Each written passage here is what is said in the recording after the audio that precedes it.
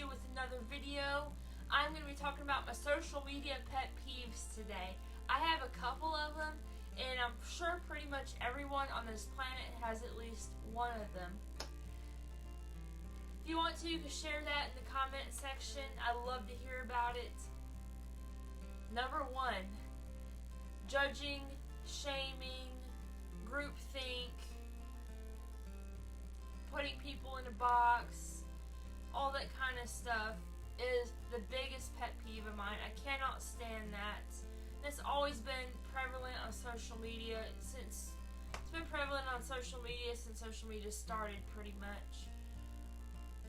You know, cyberbullying, name calling, all that kind of stuff is just, I just can't stand that. I really can't.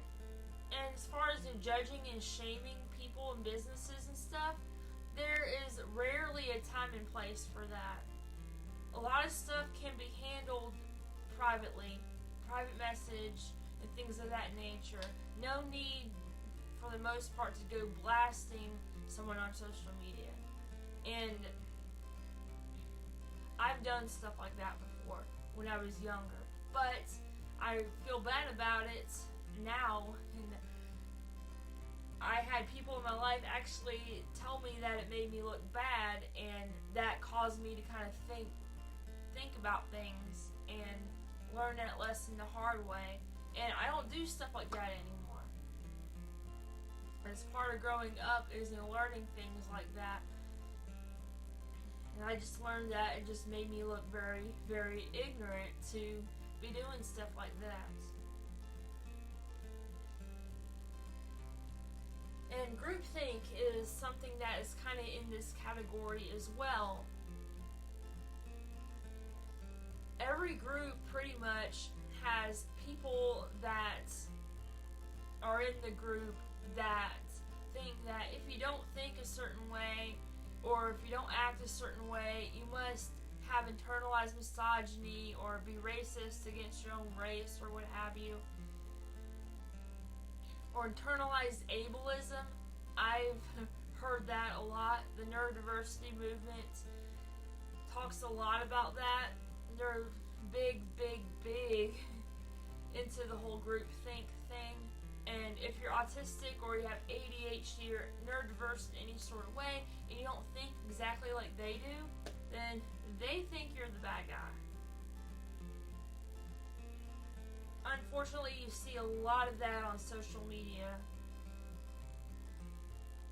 People get in social media cojones, and they will say some stuff behind a screen that they wouldn't dare say to someone's face.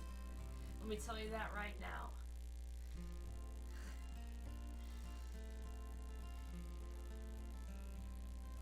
And putting people in the box, that is another thing that is part of this category. People think that if you support the protests, you support the riots. If you support police, you're okay with police brutality.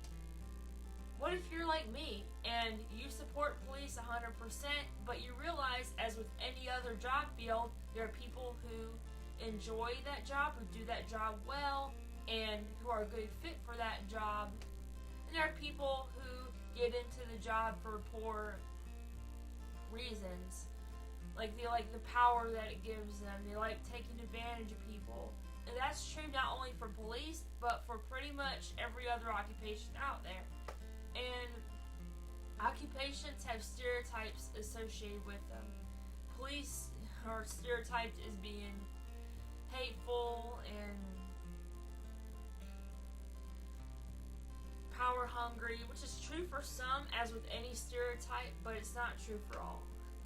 Stereotypes have a basis, but it doesn't mean that that's true for the whole group. That's why stereotypes are not cool. They really aren't. You can't paint all people of a certain group with the same brush. It goes for occupation, race, gender, etc. Like, I can't stand when women say all men are bad, men are horrible people. No, not all men are that way. Some men are, but not all men are. Just like saying all women are evil and conniving or what have you. That's true for some women, but not true for all.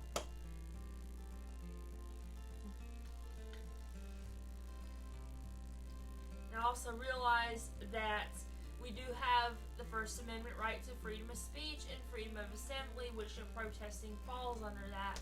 But it's no longer a protest when you have people tearing up stuff, tearing up their own communities, committing acts of violence, things of that nature. That's unnecessary. That really is. It's kind of off topic, but not really. Have you heard about what's happening in Seattle with Chaz, that area? Yeah, autonomous zone. Capitol Hill autonomous zone is what it stands for in Seattle. Oh wow. Whew. That is some crazy stuff. Let me tell you about that right now. I'll probably do another video of that. I might not. I don't know. But I want you to go read and see about it yourself. And let me know what you think if you wish. Another pet peeve of mine is oversharing. And I don't mean necessarily cute pictures of your kids or your pets. Things of that nature. Stupid memes. We all use a little bit of happiness and mindless fun in our lives, especially on social media. However, there is some guidelines that I think parents should abide by when it comes to sharing stuff about their kids. Don't share stuff about your kids that you wouldn't want shared about yourself, for one. And if your child says, hey, that's embarrassing me, take it down, do it. And I wouldn't post any pictures of kids online unless you make them private or visible only to friends and family, because pedophiles take advantage of that stuff. Not everyone is looking at those pictures with an innocent motive. There are some people out there who use those kinds of pictures for child porn stuff and all that kind of nasty stuff that doesn't need to be online. Anyone who victimizes children like that deserves to be put to death. I do not care about anything else. That's just one crime I believe should definitely have the death penalty, other than the crime of murdering someone, is child molestation or any kind of rape. Because you're taking someone's innocence, you're murdering their innocence. So yeah, it's murder, and yeah, you don't deserve to live if you commit acts like that. I think pretty much any decent human being would probably agree with me on that. So be mindful of stuff like that you share. Also, airing dirty laundry, which kind of falls under oversharing. No one needs to know exactly what you and your significant other are going through, all the stuff drama that's going on in your family and whatnot. Understand you need to vent, but do so in private messages, because it just causes a lot more problems for yourself if you put that just out there for anyone to read. It's the same thing as shaming businesses or people online. It does more harm than good, I think. And there might be a time and place for shaming a business or a person, but most of the time it's not. It really isn't. And if you want to leave an opinion about a business, a lot of them have a website where you can review their business, you can give recommendations, give good or bad reviews, things of that nature. And that's what that is for. Don't just make a post on Facebook or Instagram just shaming the place. And most of the time, that's not warranted. That's all I have to say on that, and I'll see you guys in the next video.